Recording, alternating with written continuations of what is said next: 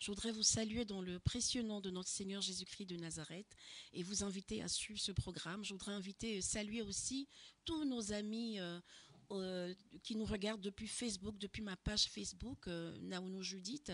Voilà, vous êtes les bienvenus cet après-midi. Dieu veut nous faire du bien. Nous sommes à notre programme habituel, notre émission habituelle de prière, de guérison, d'intercession pour demander la miséricorde de Dieu, pour vivre véritablement ce temps que Dieu veut nous donner parce que Dieu veut nous guérir. Alors Jérôme, je voudrais commencer ce temps d'antenne avec une courte exhortation tirée de l'évangile de Matthieu, le chapitre 11e, le verset 28. L'Écriture déclare « Venez à moi, vous tous qui êtes fatigués, je vous procurerai le repos. » Vous savez que dans la guérison, la dimension de la guérison, j'ai eu à cœur pendant que je préparais cette émission de vous parler de la guérison physique, la guérison émotionnelle, mais dans une dimension de la guérison de l'amertume. J'ai découvert que beaucoup de maladies que nous transportons sont liées souvent à des amertumes de nos émotions. Et il est très important, selon moi, de guérir. Dieu veut guérir ces émotions. Dieu veut nous guérir spécialement de l'amertume. Alors, en quelques points, nous allons voir comment être guéri de l'amertume. Qu'est-ce que l'amertume, d'ailleurs, hein? L'amertume vient du terme, d'une racine amère. D'une racine amère. Et cette racine amère nous vient de quoi? Des déceptions que nous avons eues dans notre vie. Voilà, la déception. L'amertume est une maladie de l'âme qui nous provient de la déception. Les conséquences, cette déception a des conséquences sur le corps. Vous savez, quand nous sommes tout petits, quand nous sommes enfants, nous avons l'habitude, nous sommes éduqués dans une famille, nous avons une histoire familiale. Et cette histoire familiale, souvent, nous marque par des temps d'amertume. Les conséquences des déceptions, des frustrations, de la colère, nous replient sur nous-mêmes, nous envoient dans une tendance à la rébellion. Vous savez, il y a beaucoup qui ont vécu des déceptions de l'enfance qui sont aujourd'hui des occasions pour eux d'être des rebelles. Rebelles à Dieu, rebelles à l'autorité, rebelles à tout ce qui nous environne. Les causes vraiment de l'amertume viennent de la déception. Ça nous vient de l'enfance, de notre éducation. La colère qui est due à la déception souvent nous sommes aussi en colère, nous sommes amers vis-à-vis de Dieu parce que voilà, on a vécu une déception, on n'a pas été exaucé dans un domaine, on a vécu un deuil, une séparation, une rupture, un divorce, des enfants qui sont nés, qui sont morts-nés, des êtres chers qui sont décédés, et tout ceci nous conduit à la déception, à la frustration et à avoir en nous une racine amère. La racine amère, qui est l'amertume, conduit à la tristesse, au repli sur soi, à la rivalité. Quand nous sommes dans un contexte en compétition avec des personnes, nous sommes souvent tentés d'être dans la rivalité, dans la méchanceté et dans la tristesse. Tous les lieux de nos vies où nous constatons, vous voulez savoir si vous avez une racine amère en vous, vous devez regarder, checker, chercher s'il y a une déception, il y a une colère, il y a une rébellion, il y a une tristesse, il y a une tendance à critiquer. Lorsqu'on a tendance à trop critiquer, à trop dire des choses négatives, cela veut dire qu'on a une racine amère en nous. Je voudrais inviter les auditeurs, les auditrices de Radio Maria France en ce début du mois d'octobre, le mois dédié donc à la Vierge Marie, Notre-Dame du Saint-Rosaire. Je voudrais vraiment nous inviter à aller vraiment dans une attitude de guérison, pour demander notre guérison, notre exaucement à Dieu, à véritablement regarder ces choses, toutes les conséquences de l'amertume. J'ai découvert que l'amertume, moi-même, j'ai découvert que j'avais des zones, je ne savais pas que j'avais des parties entières de ma vie où j'étais amère. J'ai découvert que, en fait, dès qu'il y a un moment, il y a une colère en nous, il y a une tristesse, on a une tendance à critiquer, c'est des racines amères. Et c'est des racines amères qui produisent souvent des maladies de tout genre. Et Dieu veut nous en libérer aujourd'hui. Dieu veut nous libérer des causes de cette amertume. Donc les conséquences de cette amertume, qu'est-ce que l'amertume fait dans ma relation avec Dieu? Dans ma relation avec Dieu, l'amertume fait cesser le flot de la grâce de Dieu en moi. L'amertume tue la foi en ma guérison, la foi en mon relèvement, la foi en mon exaucement. Je deviens blasé. Je ne compte plus sur Dieu. Parce que il y a un moment de ma vie, Dieu m'a déçu. Je dis que Dieu m'a déçu parce que justement je n'ai pas été exaucé. L'amertume fait cesser l'espérance, la charité et la foi.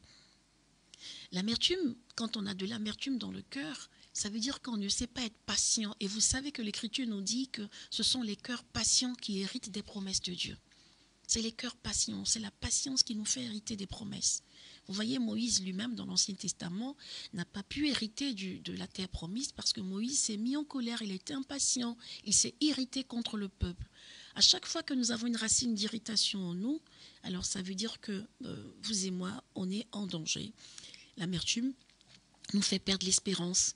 L'amertume nous fait perdre la vision des promesses de Dieu. Peut-être que Dieu nous a promis, on le sent dans le cœur, il y a une prière de guérison qui a été prononcée sur nous. Mais la prière de guérison vient se cogner, se fracasser sur le rocher de l'amertume. Et Dieu veut nous libérer des amertumes du passé, des amertumes du présent. Parce que l'amertume, quand on est un cœur amer, on ne voit pas le futur, on n'a pas de futur, on n'espère en rien. Alors comment guérir de l'amertume? La première des choses, il nous faut nous repentir. Se repentir de tout ce qui est amertume dans ma vie. Et moi, j'ai fait cette démarche-là. J'ai fait une liste et je vous encourage, amis auditrices, auditeurs de Radio Maria France, de regarder qu'est-ce qui vous met en colère, qu'est-ce qui vous met en tristesse, qu'est-ce qui vous fait critiquer facilement, qu'est-ce qui vous met en compétition, pourquoi est-ce que vous croyez en compétition, en rivalité avec quelqu'un, pourquoi est-ce que vous vous comparez négativement. Et quand j'ai fait ce check-up, j'ai commencé ce cheminement. Je regardais tout ce qui, dans mon enfance, dans mon adolescence, dans mon âge adulte, dans mes relations, quelles étaient les déceptions de ma vie. Et là, je me suis repentie en demandant pardon à Dieu, avec le psaume 50, bien entendu. Pitié pour moi, mon Dieu. Selon ta grande miséricorde, efface mon péché. Pardon d'avoir pris de la tristesse dans mon cœur. Pardon d'avoir pris la méchanceté dans mon cœur. Pardon d'avoir pris tout ce qui est négatif dans mon cœur. Pardon, pardon. Je vous encourage à demander, à vous repentir, à renoncer justement à tous ces lieux d'amertume, à cette racine amère. La racine amère qui ne nous permet pas donc de nous réjouir du moment présent. Et la deuxième démarche pour guérir de l'amertume, c'est de demander pardon à Dieu, pour toutes les personnes qui sont les causes de l'amertume dans notre cœur. Ça peut être un enfant difficile, ça peut être un mari, une épouse compliquée, difficile, ça peut être la maladie qui nous fatigue, ça peut être plein de choses autour de nous, nos collègues au niveau professionnel, toutes les personnes qui ont causé de l'amertume dans notre cœur. Il faut s'en libérer, il faut demander pardon à Dieu. Vous savez, quand vous demandez pardon à Dieu pour ces personnes, en fait, vous êtes en train de vous libérer d'un fardeau et de les libérer eux aussi. Alors il faut prononcer cette parole. Seigneur, si c'est à Paul qui a causé de l'amertume dans votre cœur, un chagrin, une belle famille, une belle mère, un beau-père, des beaux-parents qui ont causé de l'amertume dans votre cœur, vous vous humiliez devant Dieu, vous demandez pardon à Dieu pour ces personnes-là. Pardon Seigneur, pour ma belle-mère, au nom de ma belle-mère, je te demande pardon d'avoir gardé de l'amertume dans mon cœur à cause de ces offenses, à cause d'elle. Pardon, pardon. Et quand vous faites cela, en fait, vous êtes en train de les libérer et surtout de vous libérer. Et la troisième étape pour guérir de l'amertume, c'est d'avoir un cœur joyeux. Un cœur joyeux est un remède, est un médicament, nous le dit le livre des Proverbes. L'action de grâce, grande grâce à Dieu. Le livre, la première épître de Paul aux Thessaloniciens, 1 Thessaloniciens, le chapitre 5, les versets 16 et 18, nous invite à nous réjouir. L'apôtre Paul dit, soyez toujours joyeux, priez sans cesse, car c'est la volonté de Dieu dans votre vie. 1 Thessaloniciens, chapitre 5, à partir des versets 16, 18 et suivants. Nous inviter à prier sans cesse, mais surtout à être toujours joyeux, à être dans l'action de grâce. Vous pouvez aussi méditer les psaumes 94 ou 95, le psaume 100 ou 99 ou 100. Vous méditez en disant, Seigneur, je te rends grâce pour tout ce qui m'est arrivé. Je te rends pas grâce pour la maladie. Je te rends grâce parce que tu es présent dans ma vie, en dépit et malgré la maladie, tu es dans ma vie. L'action de grâce est une attitude excellente pour entrer dans un cheminement de guérison physique et guérison intérieure. C'est de dire à Dieu, quand on est attaché à Dieu, pour guérir de l'amertume, il faut être attaché à Dieu. Dire à Dieu, peu importe ce qui m'arrive, mais j'ai toi dans ma vie. Tu es mon meilleur ami, tu es ma raison de vivre. Tu es tout pour moi, tu es l'auteur de ma vie, c'est toi qui me donnes le souffle de vie. Je ne crois pas que tu es un Dieu méchant, je crois que tu es un Dieu bon. Tu es un Dieu excellent, un Dieu qui aime ses enfants. Et je sais, quel que soit, en dépit de ce que je traverse, je sais que je suis aimé de toi, parce que la parole de Dieu me dit que je suis aimé de toi. Je rends grâce à Dieu non pas pour les souffrances, mais pour sa présence dans ma vie, pour son plan merveilleux pour moi. Vous savez, l'action de grâce nous ouvre à l'avenir. L'action de grâce nous ouvre aux horizons nouveaux. Je rends grâce à Dieu pour le meilleur qu'il a pour moi, qu'il a prévu. Ayons la culture de l'action de grâce. Élevons un autel de joie, dans la joie devant le Seigneur. Quel que soit par quoi vous passez, par un deuil, par une épreuve difficile, par un licenciement, par une maladie, je ne sais pas par quoi vous passez.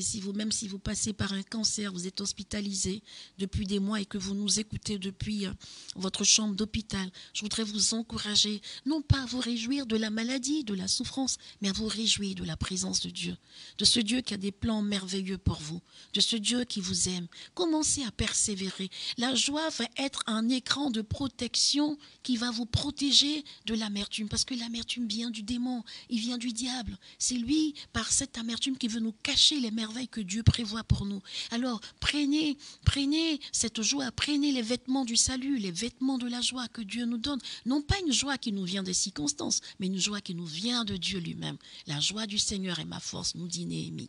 La joie du Seigneur, pas ta joie à toi, mais la joie du ressuscité. Revêt-toi de la joie de Dieu, qui va te préserver, qui va préserver ta foi, qui va préserver ta joie, ton amour, ta charité, qui va préserver ton éternité, qui va préserver ta destinée éternelle.